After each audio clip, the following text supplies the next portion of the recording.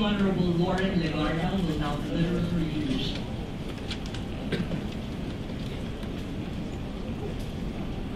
To the bereaved family of former Senate President Edgardo Angara, Mrs. Gloria Angara, Sunny, Anna, Katya, Alex, Congresswoman Delia, Angara Castillo, other brothers and sisters and family, and the dear boss, our sincerest condolences. How do I even start honoring a man so accomplished on wide-ranging issues and advocacies? It seems there was no issue he did not know about, as exemplified or talked about eloquently by Dick, by Nibs, by Testaman, and all of that. How did he choose the words to describe him and the life he lived? They've said it all. Even the best words would seem too humbling for someone so great. It's not easy to eulogize, lest I miss out on so many accomplishments or even overshoot the time allotted to me, because frankly, I'm counting the time allotted to everyone. That's why I said stick to our written speech. Because there's just so much to say. So allow me to just read this prepared eulogy, although this in itself is just a speck in the universe, because no amount of words will suffice. No statement or article or eulogy can ever live up to the great man that he was, or to the accomplishments of such a life lived. We were infected. Allow me to start my eulogy with a very important announcement. Starting this school year, Filipinos who have graduated from high school, and Sherwin, and Nix for all Walters, and Sunny, can now access free college education in all of the country's state universities and colleges, local universities and colleges, state-owned technical vocational institutions. This has been a long-time dream of many underprivileged Filipinos. Thanks to the Universal Access to Quality Tertiary Education Act, more Filipinos will now have a chance to get a bachelor's degree and have a better chance in life. Why am I saying this? Ed is no longer a senator. This is truly something we can all be happy and proud of for our nation and our fellow Filipinos. But this would not have been possible. And we, the authors and sponsors of the law, half of the Senate, would not have done this if not for a much earlier intervention 3 decades ago. On May 26, 1988, Republic Act number 6655, long before many of us became senator, or the Free High School Act, was signed into law, which allowed even the poorest of the poor to gain access to secondary education. It was authored by the man whose well-lived life we honor today in this august chamber that had been his home for at least 4 terms as legislator. Former Senate President Edgardo Angara, or Ed, to us, his colleagues, was an education advocate, and in that sphere alone, he was already able to introduce measures and reforms that have greatly shaped the country's educational system.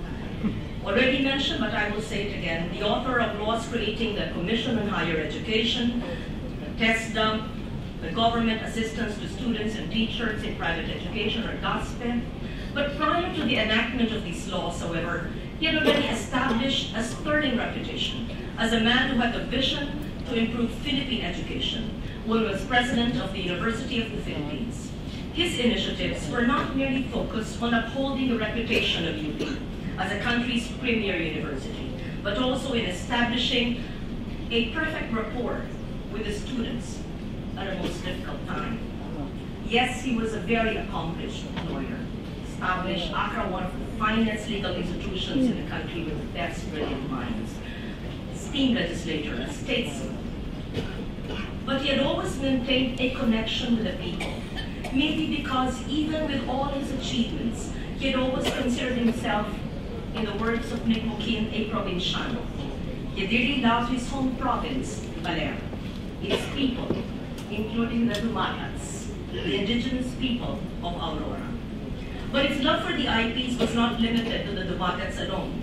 He had deep respect for all our indigenous peoples. He had deep appreciation for indigenous culture matters, which actually led him to create the National Living Treasures Award, a prestigious recognition for exceptional traditional Filipino artists. He was a patron of the arts and a passionate cultural worker who authored and sponsored laws creating the National Museum, the NCCA, and the National Cultural Heritage Law. His dedication to his causes was unmatched, and I'm honored to have been able to work with him closely on shared advocacies, on education, on healthcare, on agriculture, on culture, on environment, on climate, and many more. Ed was a statesman, embracing public service as a badge of honor. A visionary, he worked tirelessly so that national interests reigned paramount over parochial concerns. Ed was a man who had his heart in the right place. He engaged in fruitful, meaningful, soulful, substantial debates in the Senate, but also immersed himself in philanthropic activities for the benefit of the underprivileged, the vulnerable, and the needy.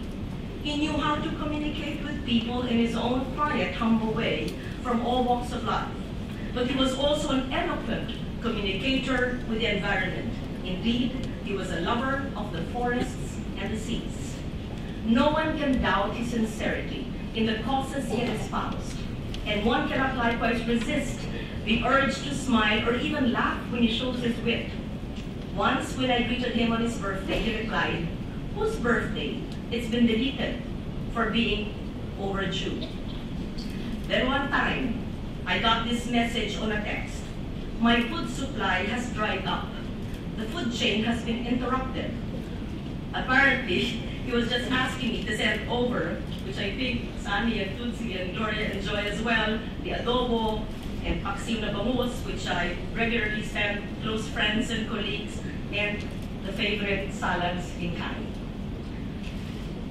Ed had an interest in everything, from admiring a dumagat baby in Dicasararin Cove to relishing baby lechon or cochinillo, his favorite, with Tita Sally.